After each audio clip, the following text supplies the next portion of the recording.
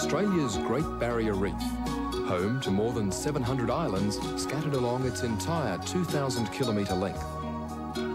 Most of them are continental islands, once part of the Australian continent before they were cut off by a rising sea. And then there are coral cays. They don't have the size and grandeur of the continental islands, but the cays have a complexity and a beauty that comes from being born from the ocean rather than the land. A cay is an outcrop of sand and coral, part of a reef that's grown upwards until it breaks clear of the highest tide and turns into a permanent island. The greatest concentration of Australian cays is at the southern end of the Barrier Reef, in the Capricorn Bunker Group. When it comes to choosing a cay that's typical of them all, you're faced with an impossible choice. Just about the only thing they have in common is that all of them were created by the forces of the wind and the sea from building blocks made by creatures of the reef. Apart from that, they're all different. Even though many of them are close neighbours within sight of each other, every cay is a different world, separated by the depths of the ocean. Two have been developed as resorts. There's Heron Island, built around one of the world's most celebrated diving spots. The reefs of Heron attract a worldwide clientele, and after seeing the size of the cays and their isolation, it's something of a surprise to find a well-developed resort so far from anything else. On Lady Elliot, a strictly limited number of visitors share the island with an astonishing variety of seabirds. Although human beings have been coming here for 150 years, you have the feeling that Elliot still belongs to the birds. In places, man has been and gone. One of the most picturesque spots in the group is North Reef, a tiny cay where families once tended the lighthouse before the days of automation. Scientists use the cays as research stations to unlock some of the Barrier Reef's remarkable secrets. There are camping islands and some delightfully deserted and remote examples of cays, storybook places that have the peace and tranquility you expect from a tiny South Sea island. At present we're crossing a channel between North Reef and Broomfield Reef. About half an hour we should get some shelter from Broomfield. We're seeing the Coral Islands with Ron Isbell, skipper of the Tropic Rover. Ron knows the Capricorn bunkers from top to bottom, and after more than 30 years in these waters, his practical knowledge of the reef and the coral cays is unsurpassed. He's a pioneer diver and has seen much of it from below. But like anyone who really knows the reef, he accepts he can never see it all. No, never. You could spend a lifetime and every dive is something different, something new. Also with us is Len Zell, a marine biologist who's studied and worked on the reef for 17 years. It's far beyond one individual's ability to go and experience the entire Great Barrier Reef. That's just to visit all the areas, let alone experience the moods of the place. The diversity of materials that make up cays is really quite incredible. I mean, you get bits of coral, bits of shells, a whole lot of little pieces of algae come in ashore, and that's all ground up making sand. But this area here, and this is quite an unusual cay in some respects, if you look at it, you can see all these very small orange pieces in there. They're in fact small single-celled animals called forams, and they make these little limestone skeletons. There's no rock here at all. There's no volcanic origin material at all. It's all totally biologically produced. This entire reef that we're sitting on, this entire cay that we're looking at here is totally biologically produced. The source of every tiny grain on the cay is in the surrounding water. The teeming life of a coral reef where we see the most successful colony of builders in the history of life on the planet.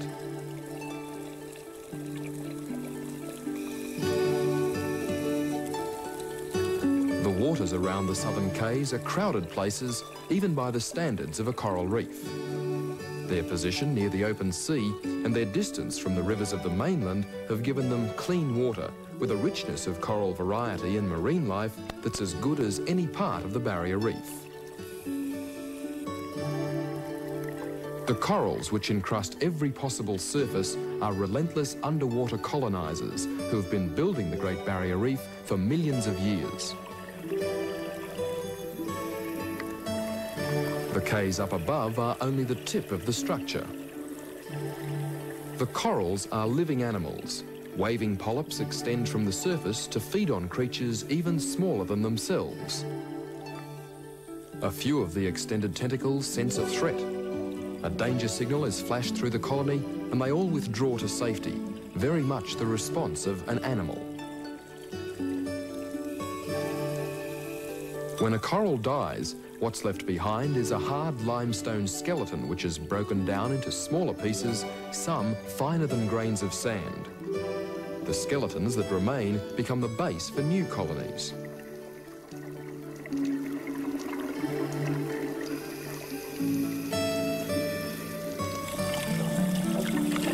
Some of the sand is made by fish. They include the parrots, named because their front teeth are fused together like the beak of a bird.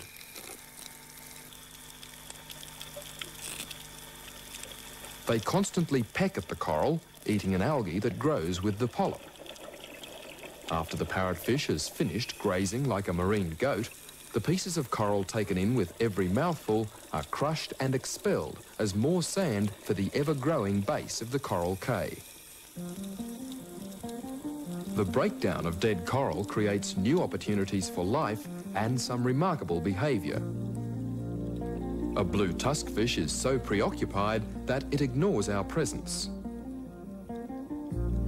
It's busy at work in what looks like nest building. Although some fish do build nests for their eggs almost exactly like this, what the tuskfish is actually doing is foraging for food, carefully turning over the rubble in search of tiny crabs. Until this, I'd never given fish much credit for any sort of behaviour you could interpret as work. But this busy and very specific method of excavation went on without a break.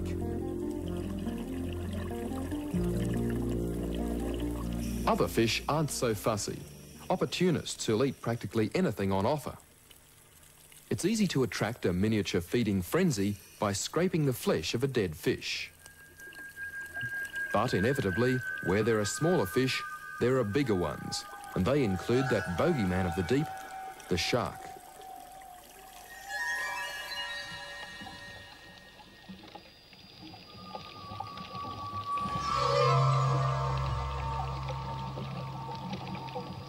In an area where we know there are sharks. How big are the sharks, Ron? Oh, mostly whalers around here, probably 7 feet, 8 feet. Boat skipper Ron Isbell feels confident enough about the sharks to indulge his rather macabre sense of humour. Hope you fellas made sure your knives are sharp, because in extremity you may have to cut your throat. It's a joke that's not for the nervous, but Ron is keen to get us back into the water to dispel the general view of sharks as relentless underwater killers. Okay, give us a head start.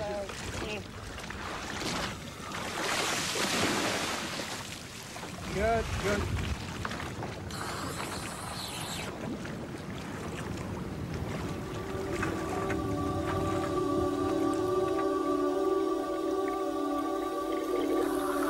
Ron is fully aware that even now there are sharks watching. A sixth sense told them we were here. Our splashes as we entered the water and every movement since were picked up by pressure-sensitive pores on the skin of the shark.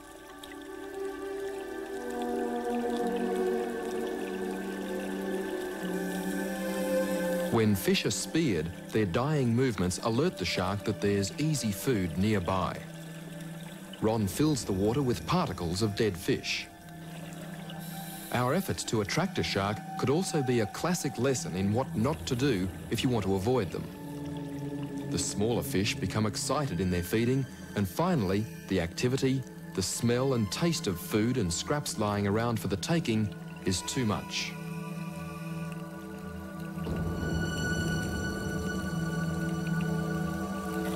A pack of at least 3 sharks, graceful whalers, pick up scraps from the bottom, but still they can't be attracted any closer. For all their size and power, most sharks are by nature timid and nervous creatures. They're now swimming in patterns researchers believe is aggressive behaviour, but they show no other sign that they might attack. It's only after at least half an hour of skirting around like this that one of the sharks can be enticed in close.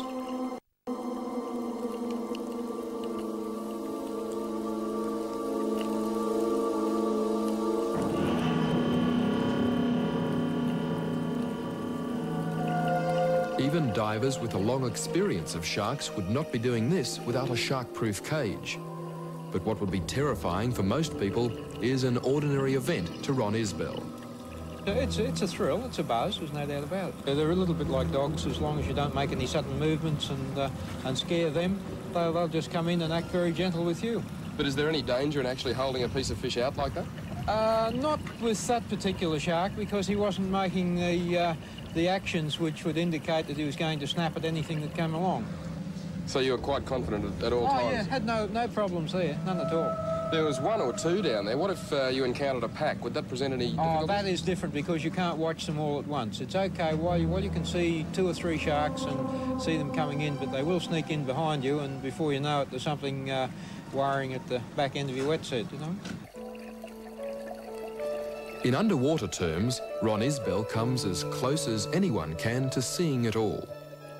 He started diving in the days when there was no such thing as equipment for sale. He had to build it all himself. He used a hand compressor to fill his tanks and was one of the pioneers of Australian scuba diving. On any dive, Ron can show you something worth seeing. He's found a moray eel in a typical habitat, a hole or a cave in the coral. Like the shark, the moray eel is another creature of the sea surrounded by contradiction. Some of the country's most respected writers of books on fish give warnings about the moray eel in the strongest of terms.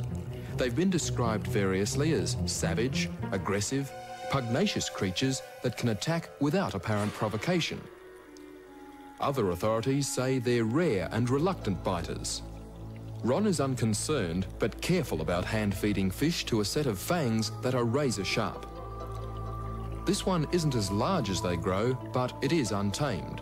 A depth and pressure gauge probably looked fairly tasty, but fortunately for Ron, it was a bit tough and probably indigestible. A moray is normally a hunter of the night that swims free from the safety of its lair in search of prey. The feeding behaviour we saw in daylight is out of character, but the moray is intelligent enough to override instinct for the attractions of an easy meal.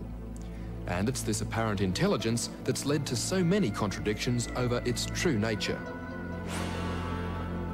Many experienced divers take a special delight in first befriending them and then taming them. A moray which has made its home off Lady Elliot Island is starting to get used to regular groups of divers turning up with food. Dive Master Godfrey Thomas believes it can be tamed. They, after a while, will get very, very used to being fed. And with the big lump of fish, which I cut a fillet off, I'd handed him the fillet, and he didn't like that. He wanted the whole fish. And I've got very strong hands, and I grabbed hold of that fish. And do you think I could hold it back for him? No way in the world. He is just so strong. It's unbelievable how strong he is. Like many others, Godfrey disputes what's said and written about the morays being vicious.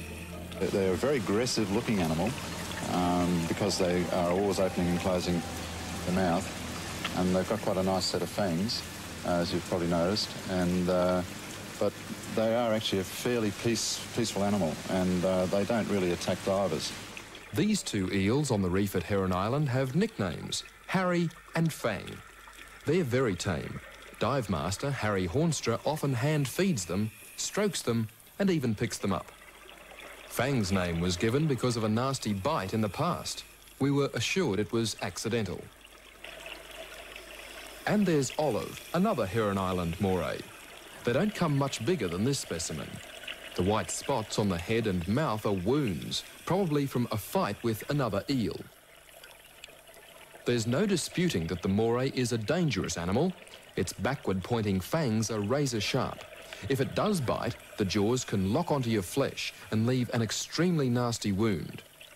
Our experience was that while you had to be very careful with them, there was little evidence of a deliberately aggressive nature. It's hard to reconcile warnings about a vicious temperament with this behaviour, where we see an obvious bond between moray eels and a human being.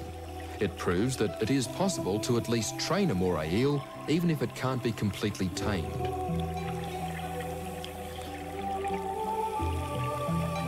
At the end of a dive, some of us are reluctant to leave the underwater world. Others have to make a conscious effort to slow down the ascent. Going up too fast is always dangerous.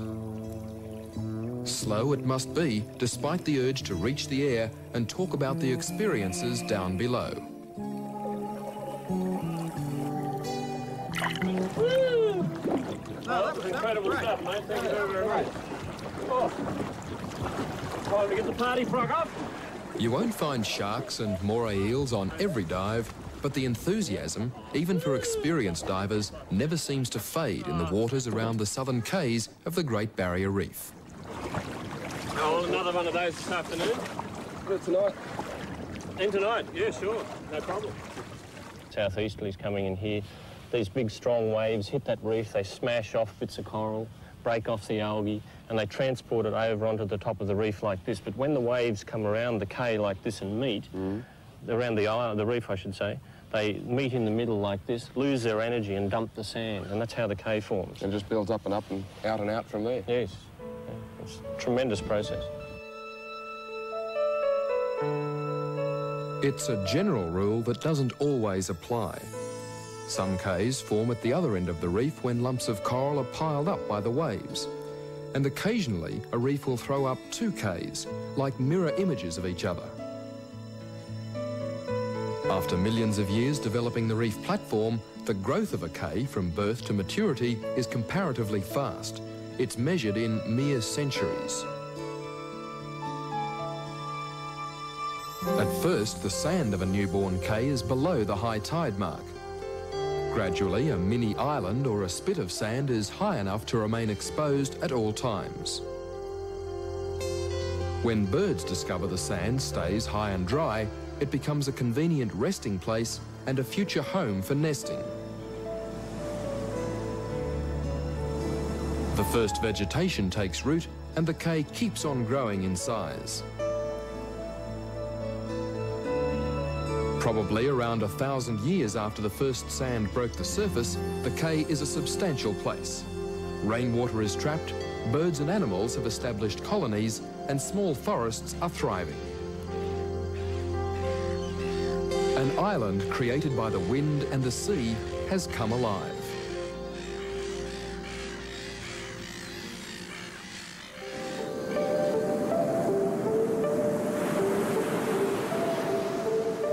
The tropical sun rising and setting and the ebb and flow of the tide twice a day are the natural rhythms that govern daily life for every creature and plant on a cay.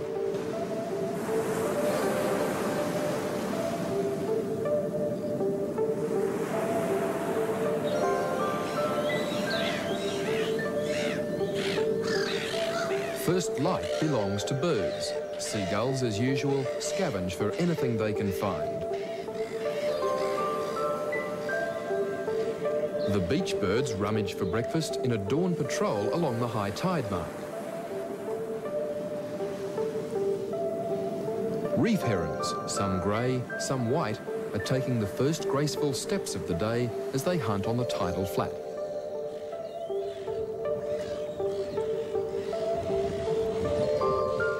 And the seabirds that nest on the cay start a journey offshore for a day's fishing.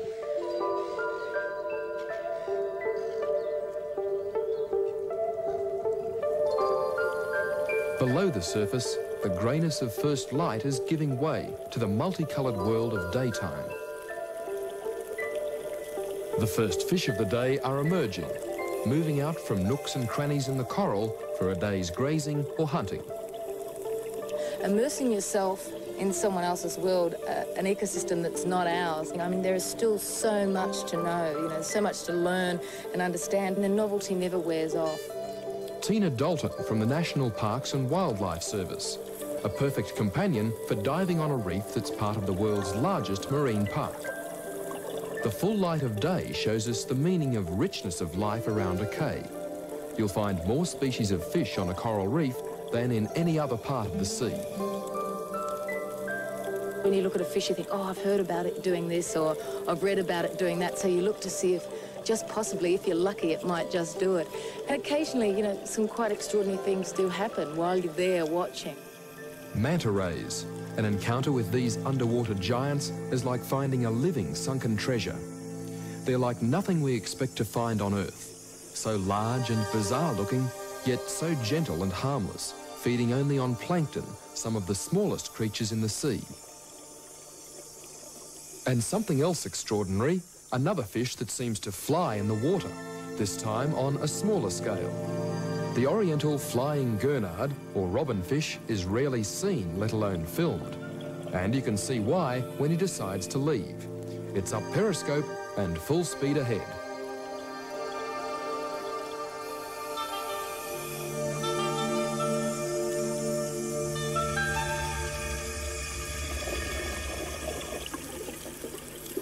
Midday is peak hour for the fish. It's when most of the feeding takes place and when you can see more activity than at any other time of day. Trumpet fish are among the more exotic looking of the predators. Their long, thin bodies and brilliant colour seem to be no handicap in sneaking up on food. What they do is hang close to another fish and mimic their movements exactly, hoping to fool their prey. Here we see one attaching itself to a school of hussars. The hussars seem to be more interested in the divers. They've become used to humans and are always on the lookout for food, like pigeons in a park. They're naturally a fairly aggressive fish, so they know when they see a plastic bag and some divers coming down, you know, the first thing is they do, and you probably experienced, they go straight for you and they'll nip at anything. Part of the daily underwater routine involves these slender blue-striped fish, the cleaner wrasse. This is a crazy fish. I mean, it's only this small, and yet it can swim in and out of the gills, in the mouths of these huge fish that would normally eat a small fish that size. But because these fish, over hundreds of thousands of years, have come to know that they can benefit from having this small cleaner wrasse, working over them, picking up bits of dead skin, cleaning off parasites, they don't attempt to attack it. In fact, these little fish have set up what are called cleaning stations, and fish from all around know these cleaning stations, and they come there for a service, just as you'd take your car to a garage, and then they go away and another fish will come in and the cleaner wrasse does his thing in the mouth and around the teeth, you know. They stand there with their mouth open and let this little fish swim in and out. All it would take is a quick snap and the cleaner fish would be just another tasty morsel. But hunting for cleaner fish is just not on. However, there is a false cleaner fish that imitates the good guys before taking a fast nip from an unsuspecting victim. It's a risky way to make a living. The painted sweetlip has been around too long to be fooled by a fishy imposter. One bite and the mimic is gone.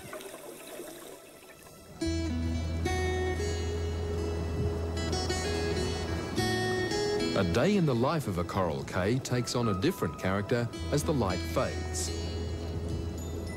Birds that have been fishing at sea return to their nests on the islands.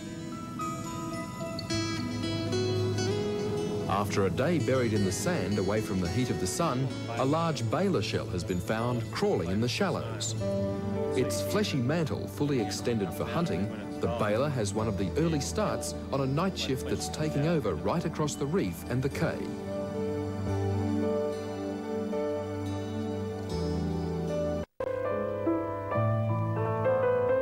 The saddest.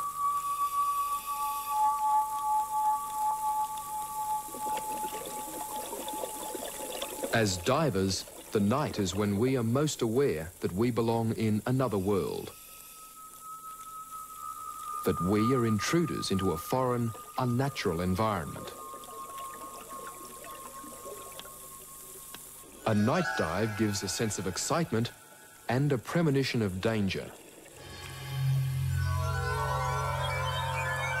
It's when creatures like sharks and moray eels are out hunting, invisible in the inky blackness. The water absorbs our lights, restricting us to a cocoon of visibility only a few metres across. Compared with the brilliant colours and activity of daylight, little seems to be happening. But this part of a day in the life of a cay gives us a view of the reef that's normally hidden. Creatures that would allow us nowhere near them in daylight are approachable. A drowsy stingray glides away almost in slow motion.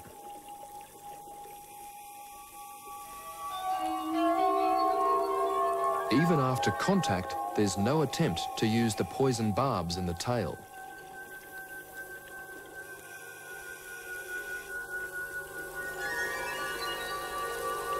While the ray seeks the comfort of darkness, other creatures seem intrigued by our splashes of light. But divers are another matter. It seems impossible that so many fish have disappeared. There don't seem to be enough hiding places. But sleeping fish have wedged themselves into crevices or holes in the reef. From such a safe spot deep in the structure of coral, being nudged awake at midnight is a rude shock. Eyes open, but unseen. At night, these fish are so dependent on their coral hideouts that when exposed, they stagger around, unsure of where they are, bumping into the undersea rubble like startled sleepwalkers.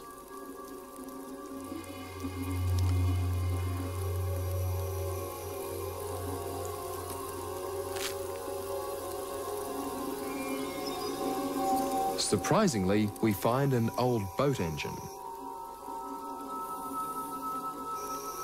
It's a piece of man-made debris that's been turned into a bedroom by a sleeping coral trout. A beam of light reveals what looks like a swarm of insects, the nighttime plankton that emerge in their millions from the crevices, the sandy floor, and the deeper parts of the reef. Most of them are microscopically small, but they are what provides the food for most of the nighttime feeders. And that includes the coral. The tiny organisms are trapped by the polyps, feeding by chance on whatever plankton happens to drift by. The predators of the dark are on the prowl. A pretty but dangerous fish with many names: lionfish, zebra, butterfly cod, or firefish. It's a hunter that herds its prey into a tight corner. Don't be fooled by the delicate lacy fins. This fish can kill. The spines on the back contain a powerful poison. Another one to be avoided, a long-spined sea urchin. The spines are an all-over poisonous protection to allow it to move around in the open, away from its normal hiding place, wedged in a crevice. And of course, there's the biggest marine predator of them all.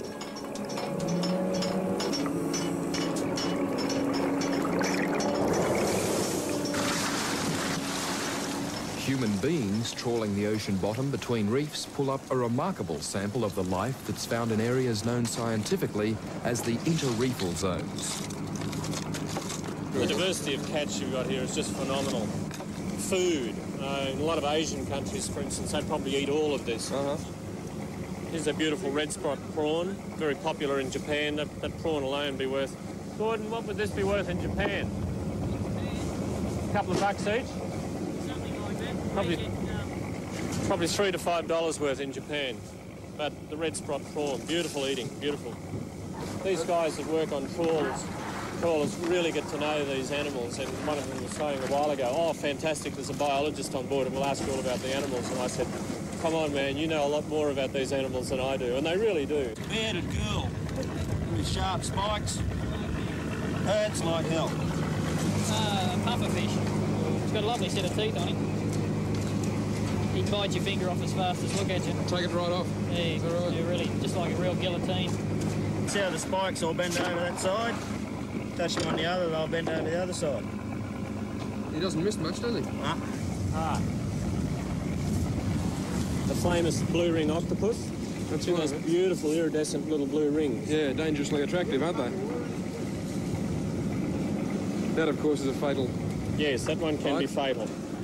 And when you annoy them, often those blue rings will flash. Beautiful iridescent effect. Fantastic animals for changing colour. If you put them on a checkerboard or something, they'll go black and white. The trawlermen take the commercial varieties out of the catch, like the lobsters, prawns, scallops, or whatever will sell.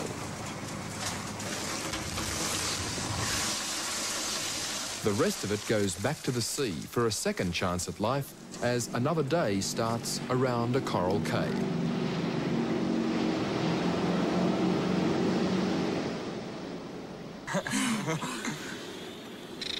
I think it was a shark. Did you get a look at it? No, not And in the same tiny hole as the little shark, meet Gymnothorax favaginius, the black-blotched moray or giraffe eel. Yum, yum. Great. Different in appearance and much smaller than other morays, but identical in its willingness to be hand-fed. Yum, yum, yum. The tidal flat is a part of the reef that's easily accessible to the visitor who doesn't dive or snorkel.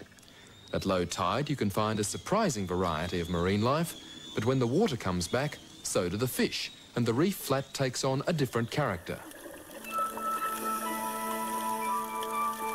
The most intense environments of them all for supporting life are the parts of the reef which remain submerged no matter what the tide. Isolating a single square metre on a coral head gives an idea of the sheer number of plants and animals that can live in one spot. What we have is a mass of polyps, sponges, algae, worms, a long list of creatures hidden in and around the coral, a total that can run into thousands of different animals. And on top of that, there are the creatures that swam away because we arrived. The secret of such an intensely populated piece of the ocean is specialisation. There's a marine creature adapted to every environment in the sea. There's no such thing as empty space. Even if you can't see it, something lives wherever you look. Many of the creatures have made some astonishing adaptations to stake a claim to ownership of a part of their square metre. The anemone fish, to my mind, one of the true characters of the fish world, a creature living within a creature. The swaying tentacles belong to anemones, a creature related to jellyfish. It waves around in the currents with its stinging tentacles causing instant death to any small creature that strays too close. The beautifully decorated fish, and there are several species, are immune to the stings. They coat themselves with a layer of mucus from the anemone that fools the stingers into believing that they're not there. The anemone fish comes out of hiding to feed on smaller creatures, and at the first sign of trouble, darts back to his stinging fortress. The anemone doesn't know it, but as well as a resident, it's also gained an aggressive bodyguard. Aggression means survival. Many fish can't afford to share their feeding patch, especially with another fish of the same species. A mirror placed in a piece of coral shows who owns the territory. A yellow damsel spots the reflection and tries to warn off the intruder. Of course, there's a little confusion when he tries to sneak up for an attack from the rear. And in some cases, the mirror wins. A sandweaver retreats from his own image. The barrier reef has more than 1,500 species of fish, and each of them has a place in a huge interlocking system of mutual survival. At times, the system seems to go completely out of balance, and a small area of reef will be virtually overrun by swarms of a single species. But the numbers never remain stable. One year there's a plague, and the next year they're gone, replaced by a different set of fish. The reasons for these huge variations in numbers are among a very long list of things that scientists don't understand about the most concentrated colony of life on the planet.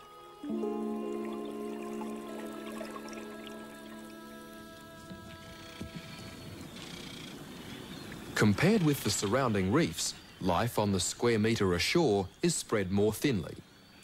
But what has become established in such remote cays has been a marvel to naturalists for a long time. The birds are the most conspicuous of the animals that live on cays. There are literally millions of them in the Capricorn bunker group. And out of sight, below the ground, there's more life in other nests, just waiting for the right moment to emerge. We were lucky enough to witness one of the rarities of the Barrier Reef, daylight hatchings of baby turtles. Normally, this only happens after darkness when the temperature is just right. They're a magnificent little creature. They usually dig up near the surface and then wait before they come out, and then they dig their way out and gallop off down the beach when it's dark. So I guess the guy that blew the whistle blew it a little early. What are their chances once they hit the surface? I mean, for a start, they've got a long way to go to make the water. Yes, but at night time usually there's no problems. There are ghost crabs around, and sometimes seagulls will feed at night. And it's a little disconcerting to sit around and watch animals taking them. But here today, I mean, for instance, well, we've got the situation over there now where that one gull is picking on one. It's something you let nature take its course. We shouldn't really interfere. What about a percentage of survivors? The general statistic used is about 1% survival. That's to adulthood. But it's a little bit of a bias. I mean, we really don't know how many are out there in the ocean. And also, for instance, a lot of the turtles that breed on the Great Barrier Reef serve as food for the Indonesians. So we don't know what the attrition rate is through human interference. You going to liberate that last one? I think that's probably a wise idea. Why don't you have the pleasure? I just hope he goes in the right direction. Good luck, little fella.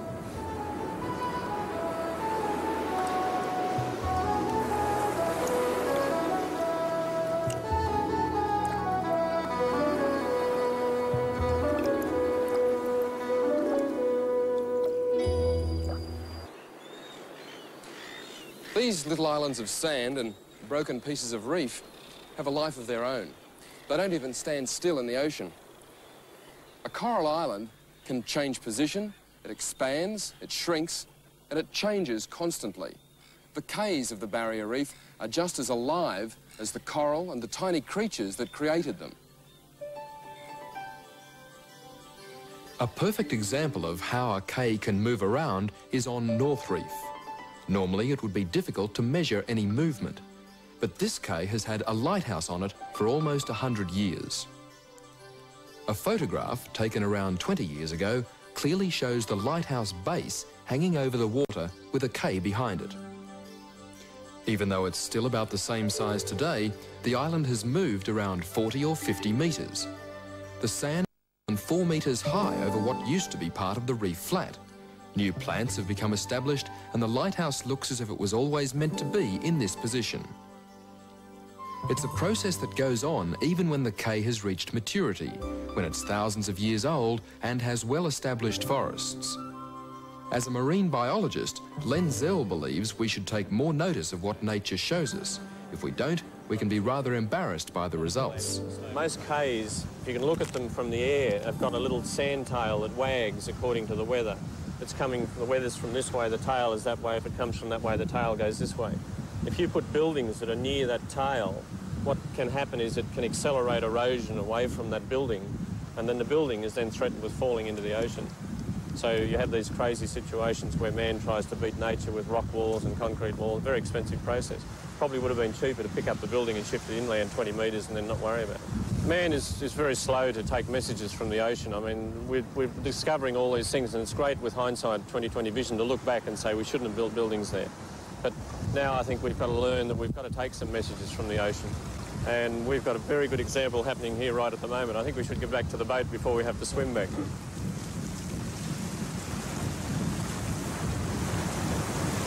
The cays will always be at the mercy of the elements. At any stage in their early development, the waves can steal back the sand and spread it over the reef.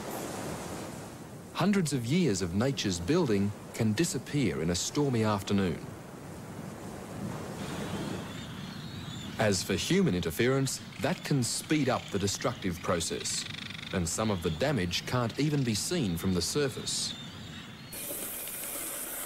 Anchor chains can tear up and obliterate coral heads in the space of a few minutes. Although the numbers of boats aren't large, the damage mounts up. especially in popular spots where each anchor causes new damage.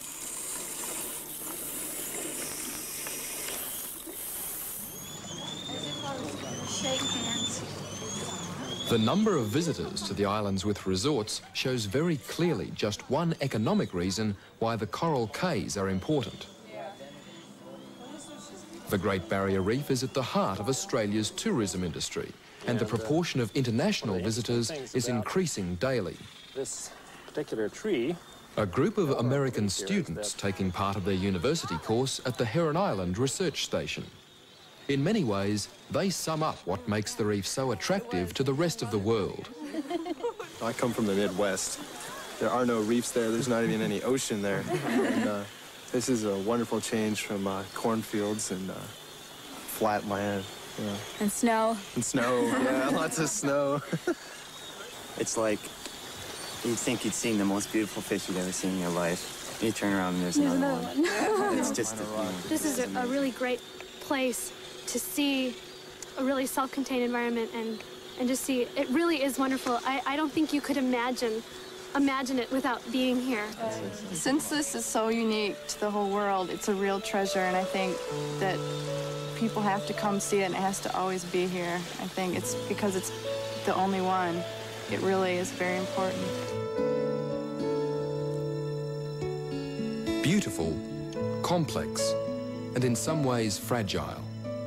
These coral cays of the Great Barrier Reef display a remarkable resilience in the face of some of the most powerful forces of nature. But whether they continue to survive so well may depend on how much we interfere with these living islands built from the ocean by living creatures.